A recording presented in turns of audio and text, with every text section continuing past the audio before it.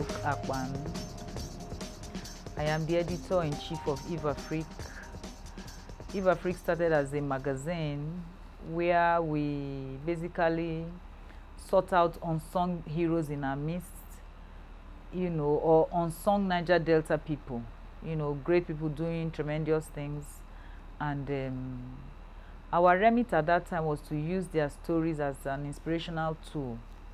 We thought that the Niger Delta child, man, woman, boy, girl, needed to put their act together. So, but this was like 9 years ago. Today, EveAfrique is a business and news platform, and I happen to serve as the Chief Operating Officer.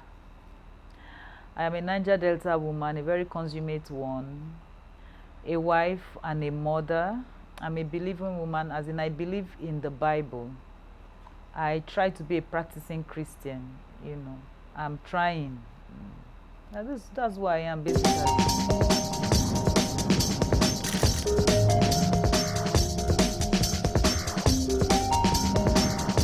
EveAfrique,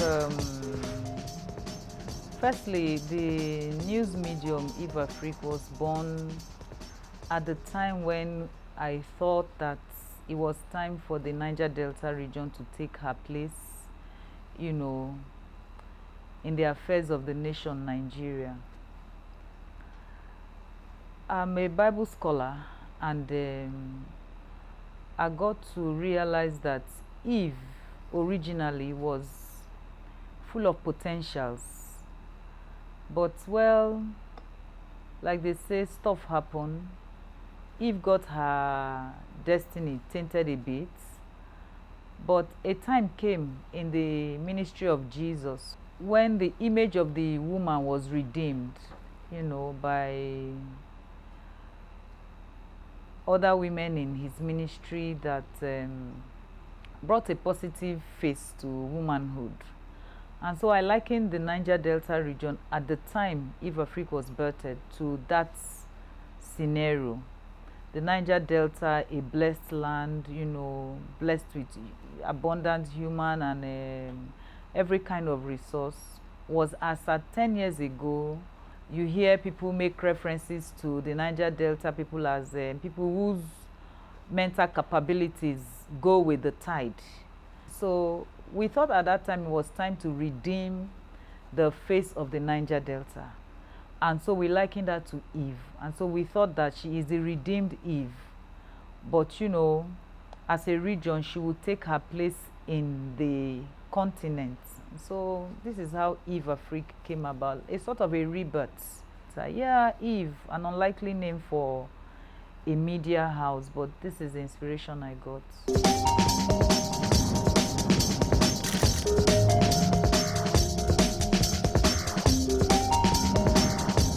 Well, some people say to me from time to time that, oh, Ivy, you should take the credit, a bit of it. But I will want to give all the glory to God. I give God the glory. Nevertheless, we have tried to be diligent. We have tried to keep our eyes on the ball.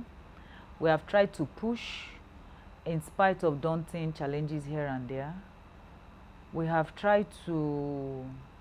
So I will attribute the journey so far to passion and to the wind underneath our sail, which is the Almighty God. Nevertheless, I will also need to thank a lot of people who have been on this journey with us along the way. We've had passionate partners, we've had passionate staff, we've had passionate friends, because times have come when I had said to a few people, I am dropping this, I am tired. But I find people who say, you can't do that. You mustn't do that for this and this and these reasons. And at such times, I find myself inspired to push. So, committed partners, committed staff, yeah? Committed partners, because from the onset, we had people who just decided to advertise with us. By the way, you know that the media is financed by adverts, and from the very first edition, we had people who said, look, I will place so and so advert so that this thing will run. So all of this put under the Almighty God is what I will say, and I can say has brought us this far. I can't measure our impact by myself, but if you say efforts, I will say that we have tried to put quite some effort. What's corporate social responsibility? The responsibility of a business to her environment, and as a media company with the basic remit of informing, educating, and entertaining, we have quite some mileage in this regard, and to this end we have the Red Ball in support of charities. The Red Ball in support of charities is our flagship event for corporate social responsibility, and on that platform we have tried to inform, educate, and entertain the city of Port Harcourt, the Niger Delta, and then 9 years down the line, followed, judging by the accolades we have received, awards, judging by the response of the city, we can say we have made quite some impact in that regard. At each event, we focus on a different aspect of living, and we do health. We've done inspirational. We've had inspirational focuses.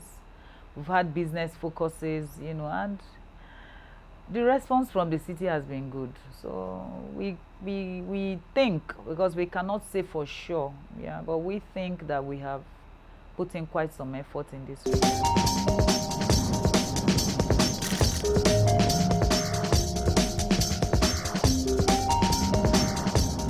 The Red Ball for Charity will be 10 next year, and like I said earlier, the impacts, I can't measure the impact, but being a watchman over the city, I can say that we have impacted the city by too many parameters. When we look at the response of people to the Red Ball, we look at how the city or the region, the Niger Delta region, has grown over these 10 years.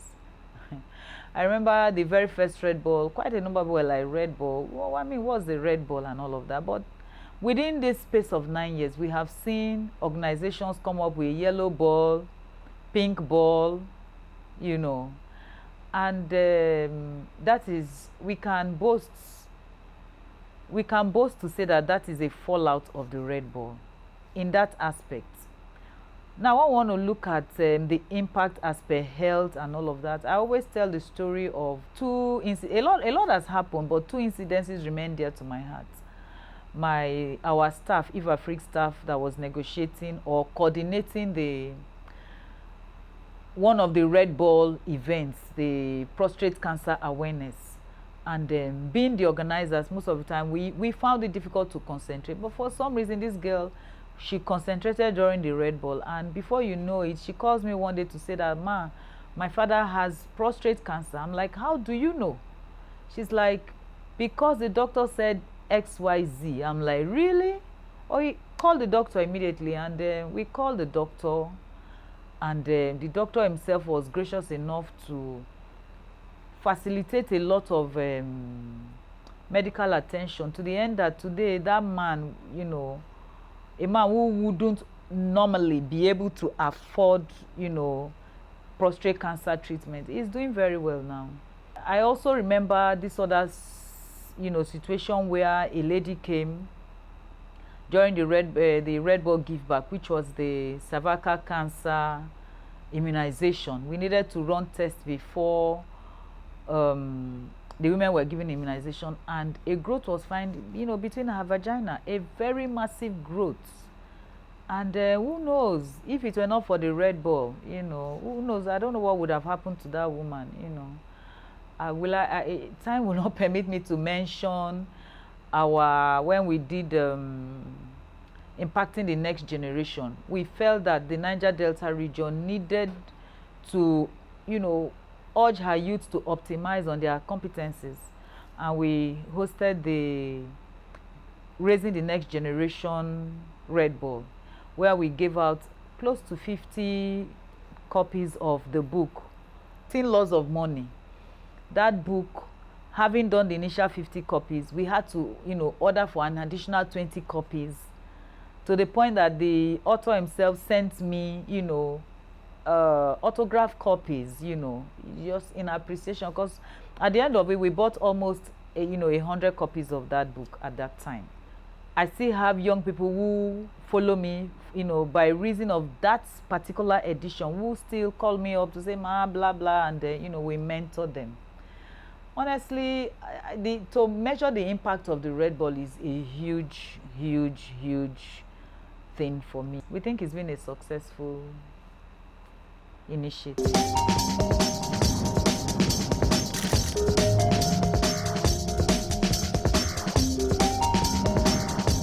I stay motivated at the altar of prayer, like really, I think that's it. Because some days, I myself, I wonder how I can come out strong. I wonder how I can come out, strong. I wake up, by 4:30 I'm awake every other day. So between 4:30 and 8:30 or 9 a.m. when I need to come to the office, most of the time, a lot has happened, but I find myself, so having examined myself, even the only thing I can ascribe to the reason why I am able to be this motivated is the altar of prayer. Yesterday I was in my friend's office, and I was giving her a rundown of my weekend. And when I told her what I was doing Saturday, Sunday, she was like, you are on top, you are everywhere, and you're on top of everything everywhere. I'm like, what would I rather do? I can't, at the point I am now, I can't have 1 hour that is not assigned to one assignment, that is not assigned to something. I cannot. Except that 1 hour is for sleep. And my body itself is this tuned to X hours of sleep. So I have to be careful also when I sleep. So if I sleep at 7 p.m. or 9 p.m., I will be awake by 12. And then what will I do? So I just try to fill in my hours with activity until when I can sleep and all of it. So prayer is what keeps me motivated. Being able to have a prayer altar where I just go and just pour out. I just pour out there. And I find that immediately I've poured out, I just get up and I hit the road running. So.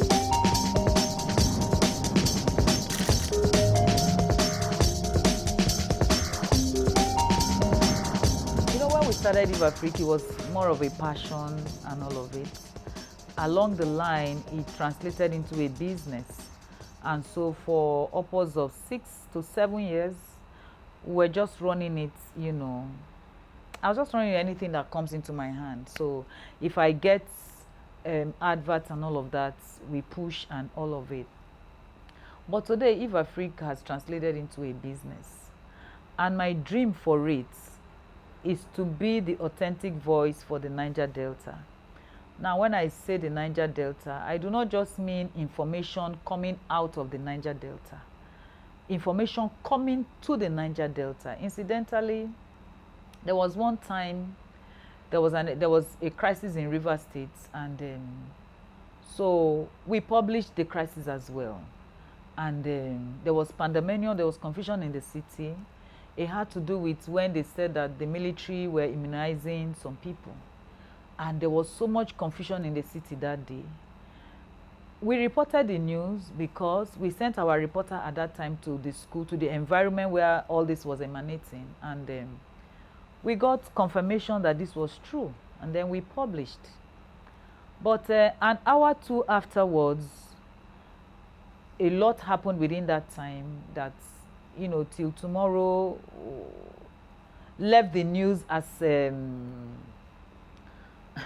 inconclusive. Did it happen? Did it really happen? Didn't it happen? But within these 2 hours, our office, it was crazy for us. We're having calls from Abuja, in fact, from every part of the world. And the question was one: Ivy, we trust you. We need to know for sure, is this true? If you say, somebody said something to me that touched me. He said, Ivy, you are the one we trust. So if you say this is true, it's true. If you say it's not true, it's not true. Madam, we need to know. You are the one we look at. When EveAfrique says it's true, and I'm like, wow. It was a wake-up call for me. That day was a wake-up call for us at EveAfrique. And from that time, we began to, intensify any effort to be sure that any news item we are taking, about the Niger Delta to the world, or from the world to the Niger Delta, is so true, very true. So now this is where I would like EveAfrique to be in the next 4-5 years. Authentic voice for the Niger Delta people. I like to see it as the authentic voice for the Niger Delta people. That in itself is a tall, is a tall call, not just Port Harcourt, Akwa Ibom, the entire Niger Delta stretch is work enough.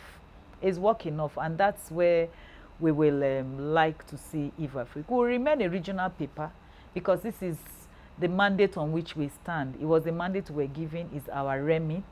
But like we say, celebrating the Niger Delta on the global platform.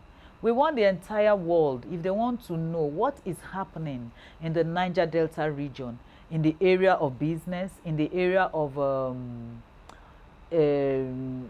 societal happenings, concerning people. We remember when each time we carry a cover on EveAfrique, before we know it, the national news picked the person up and all of that.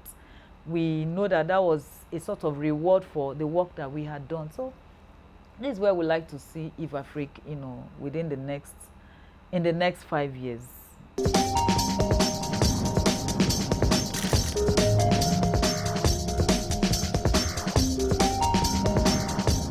I am a student of Bishop David Oyedepo, doctor, and so I study that man.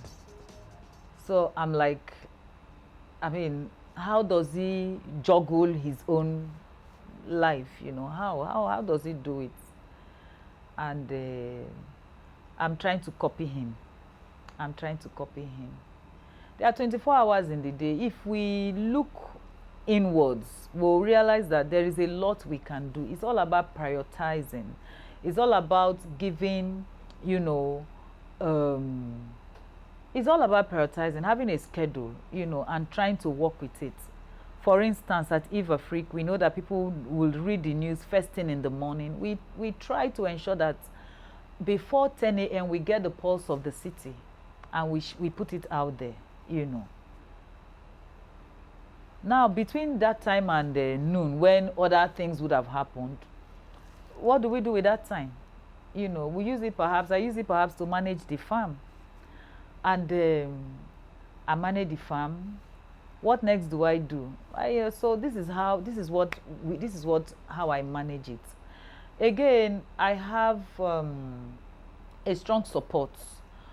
I have a strong support of dependable hands, reliable hands, competent hands. At EveAfrique, I am so blessed with a great and inspiring team. Yeah. At the farm, I am blessed with an inspiring team as well. Those ones, they have been with me for like 10 years or more. In other things, so I try to look for support, and I depend on support a lot. Even back at home, I have help. They bear with me, I bear with them, and we all just roll together. When we have to fight, we fight. When after fighting, we forgive ourselves, and then we continue, we push. The important thing is our eye is on the ball. So it's not a feat I accomplish all by myself, though I prioritize my activities. And then when it comes to associations and all of that, it's still the same thing. No association takes your 100% time, there are times for stuff, when it's time for church, you go to church. I happen to worship in a church where there are 4 services, so there are options. I do 2 services, and I serve in 2 services. It works for me. The Rotary Club is the same thing, quite a tall call as a district public image chair. But even at the Rotary Club, where I serve presently as the chair for public image, I have a robust team. In fact, I have such a robust team of competent people.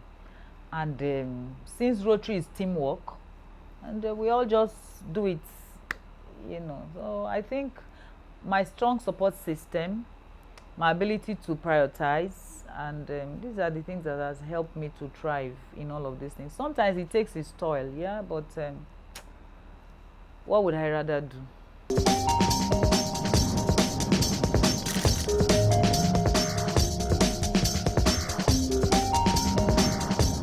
Okay, so along the line, we said, because EveAfrique basically is a business magazine. So it's always been a business magazine, a business platform, yeah, a platform to celebrate, focus on people of action. We realize that CEOs, heads of business, heads of corporations, decision makers generally, hardly had time to network, draw from each other's strengths and all of that. So we thought we should have a timeout for CEOs to just come, relax, lounge, draw from each other's strengths, learn a thing or two and all of that. And that was that's the idea behind the timeout for the CEO. The first edition was named Girls Day Out, but we had to fine-tune it to appear a bit serious.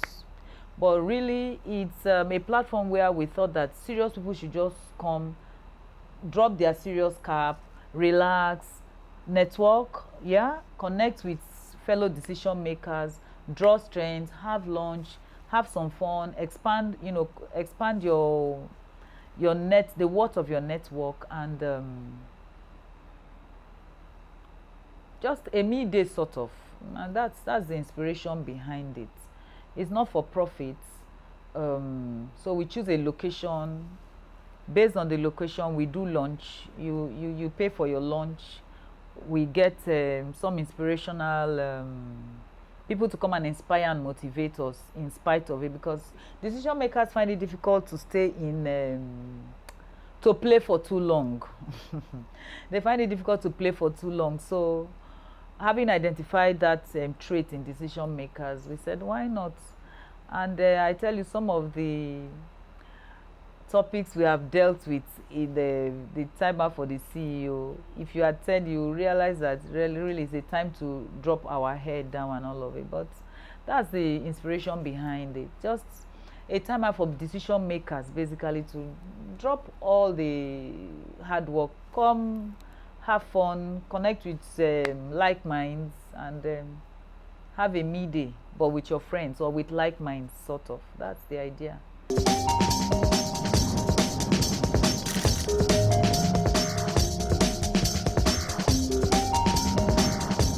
EveAfrique person must be a person of inspiration, a person,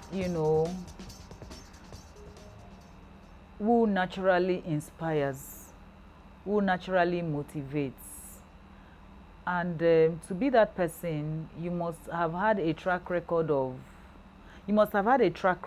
inspiration, So you might be a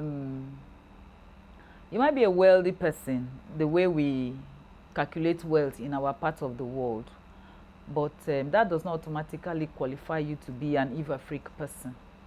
The bank balance might be reading red, but you can still qualify to be an EveAfrique person. So the EveAfrique person is a motivator, is an inspiration. The EveAfrique person is basically it. You must have something to show. The EveAfrique person must have something to show. That's it. And that something to show is not naira and kobo. That something to show is not naira and kobo. That something to show is good work. is good feeling. How do people feel about you? How do people, you know, I mean, how do people feel about you? How do people see you? How do people relate to you? Can you inspire? Because remember, our basic remit, when you look at EveAfrique, they say EveAfrique, be inspired. EveAfrique, be inspired. So you must be an inspiration of some sort. You must be an inspiration of some sort. That's what qualifies you. And we all know that to be an inspiration is not a walk in the park. To be an inspiration is a deliberate act. You find some people who deliberately step out of their way to inspire their world. Yeah, such a person qualifies to be an EveAfrique person, be he a male or be it a female.